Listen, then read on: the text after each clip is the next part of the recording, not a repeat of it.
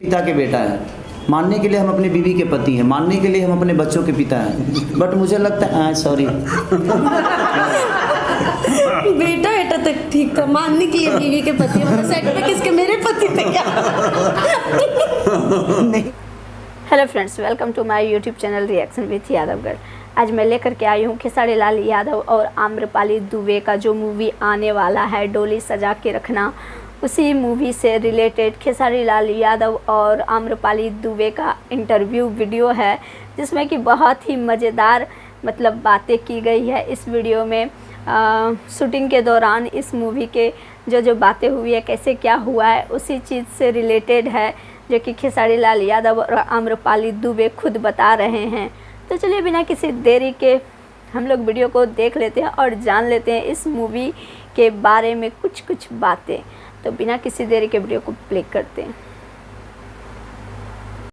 से कैसे नजर हटाएंगे हम? शुक्रिया चलिए शुरू करें।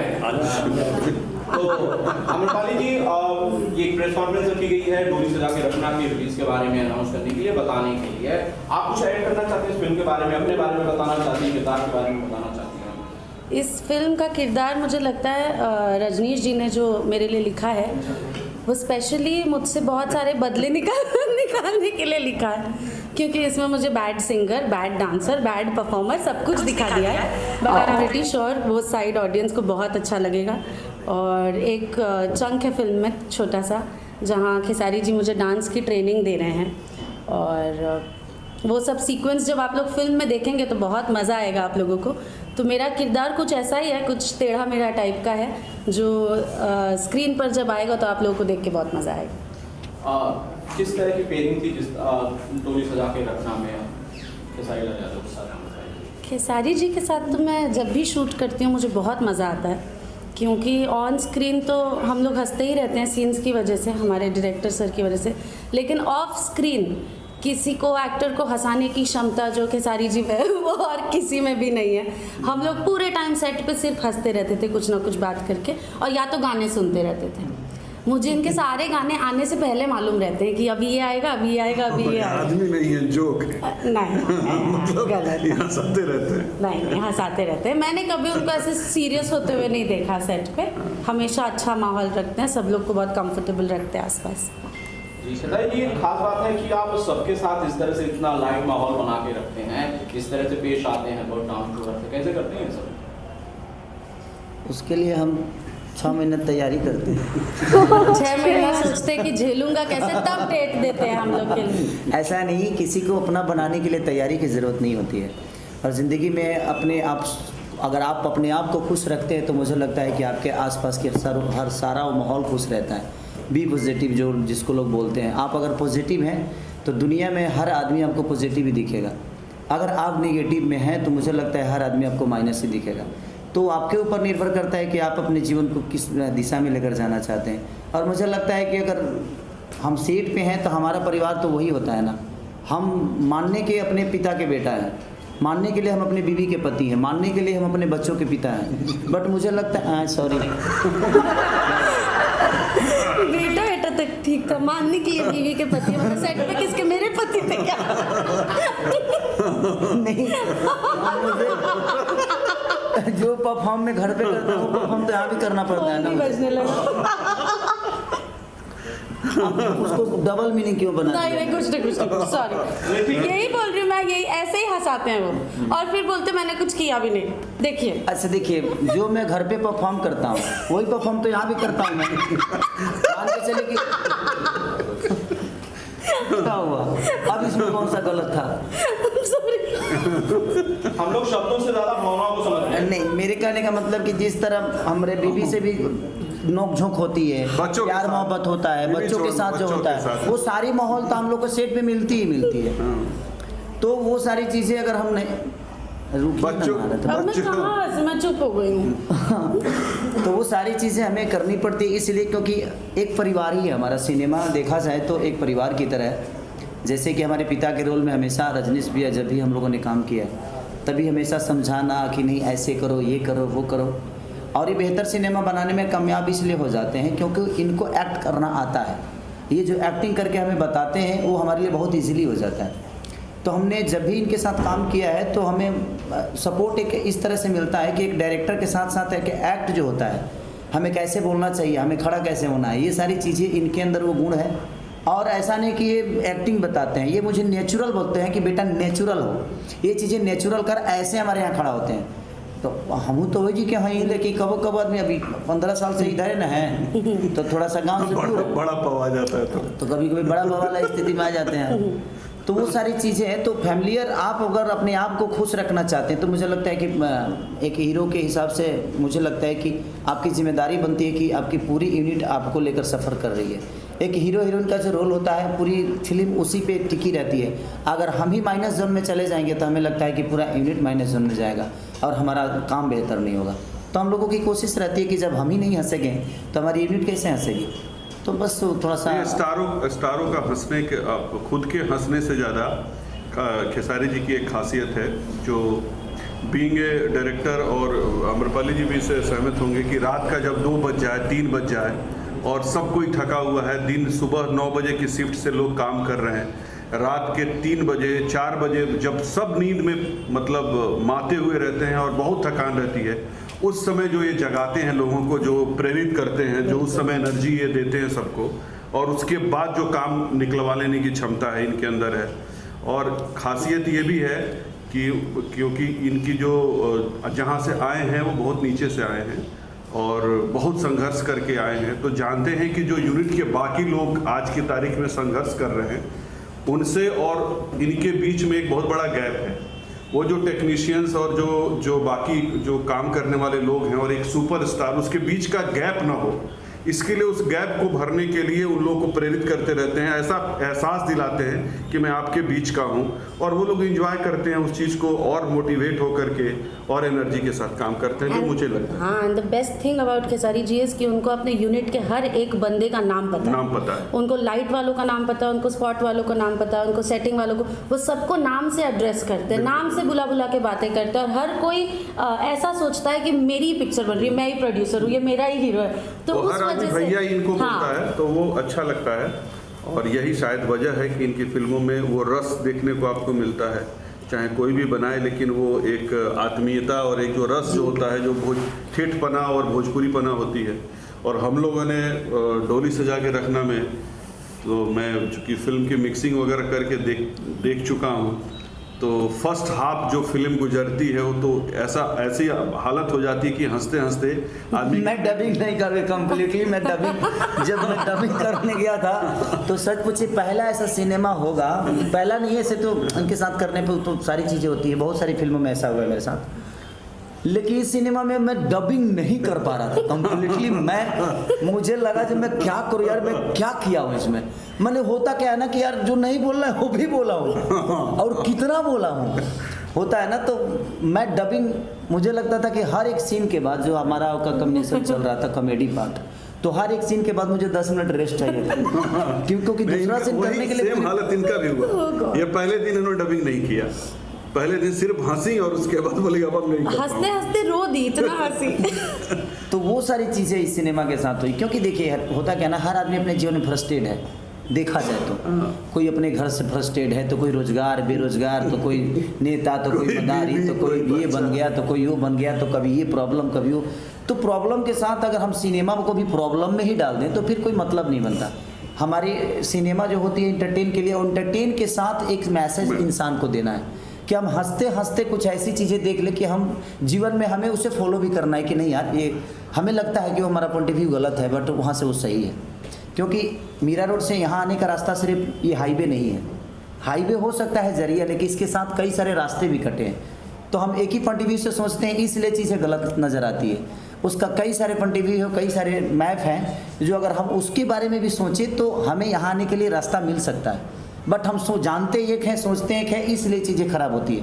और सिनेमा एक माध्यम है किसी को समझाने का, कि मनोरंजन के साथ अगर हम मनोरंजन नहीं देंगे, खाली मैसेजें दे देंगे तो शायद सिनेमा नहीं चलेगा। खाली मैसेज बोर हो जाएंगे कि भाई इतना मैसेज, कितना मैसेज, थिएटर से निकल के बोलेंगे व्हाट्सएप कर दो मेरे को मैसेज। तो इसलिए कब आपको एक मनोरंजन के साथ साथ अगर हम कुछ चीज़ को रखते हैं, तो मुझे लगता है कि वो ज़्यादा घर करता है। बेटा पैदा होता है, खुशी होती है, 5 दिन बाद मरता है तो ज़्यादा दुख होता है।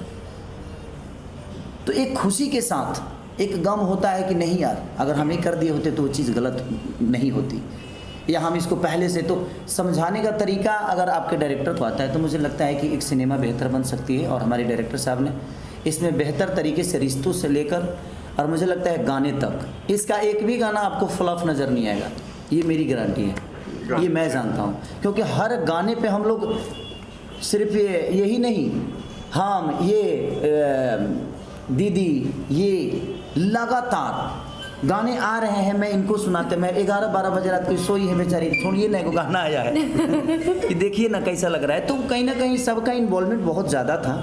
और सीन के साथ भी विदाउट डिस्कशन, इनके अंदर एक चीज़ है कि कोई भी सीन ये करती हैं तो विदाउट डिस्कशन नहीं करती, और ये ऐसा किया जाएगा तो अच्छा लगेगा। तो ये सिनेमा जीती हैं, तो इनके साथ एक्टिंग करना बहुत आसान हो जाता है।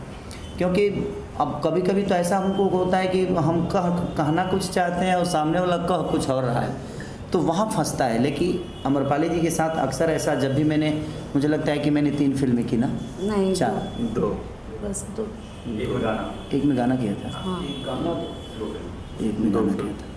हाँ, तो 2 फिल्मों में, और दोनों फिल्मों में हम लोगों ने मस्त काम किया। क्योंकि मुझे इनके साथ मज़ा आता है, क्योंकि सामने वाला इनसे डरता बहुत हुई कि इनकी एक्टिंग से भी मैं डरता हूँ। अम्रपाली जी की मतलब जो एक्टिंग का स्किल है, इनका जो एक्टिंग इनको आता है, आजकल बहुत से बच्चे, लड़के लड़कियां सब कोशिश करते रहते हैं कि एक्टिंग के लिए हम लोग को अप्रोच करते रहता है लोग। उन लोगों को देखना चाहिए कि ये लोग क्या करते हैं। और भोजपुरी सिनेमा में अगर आप किसी टाइप का कैसा भी बेहतर से बेहतर सिनेमा अगर सोचें कि कुछ ऐसा बने या वैसा बने, तो अगर अम्रपाली दुबे हैं तो आप सोच सकते हैं कि वो किरदार आप कर सकती हैं।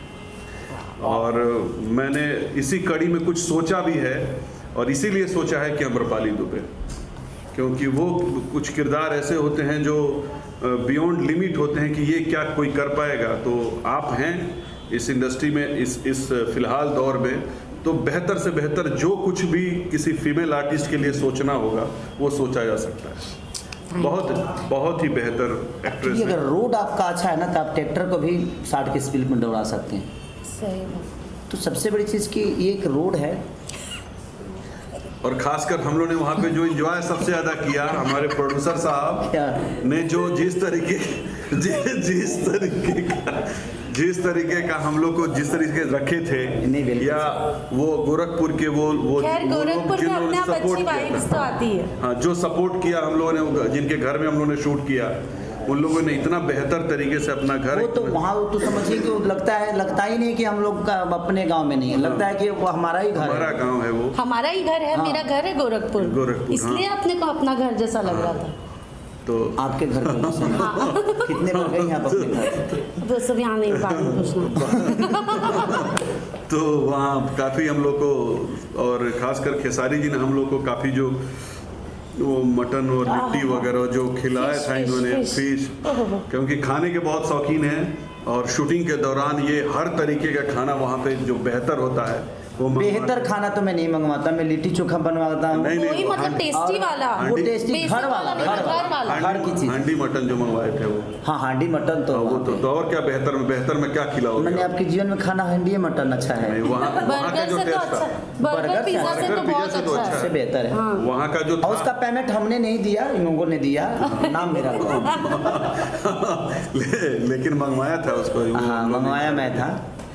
तो बस एक बेहतरीन फिल्म बनी है। मैं सारे ऑडियंस से यही प्रार्थना करता हूँ कि आप लोग अगर बेहतरीन सिनेमा को अगर अपना प्यार और आशीर्वाद देंगे, तो हमारी कोशिश हर दिन यही रहेगी कि हम बेहतर सिनेमा ही करें और बेहतर कहानियों के पीछे ही हमारा जीवन चलता रहे, और उस कहानी के बदौलत हम कुछ समाज को दे सकें, समाज का मनोरंजन भी करा सकें और समाज को कुछ संदेश दे सकें।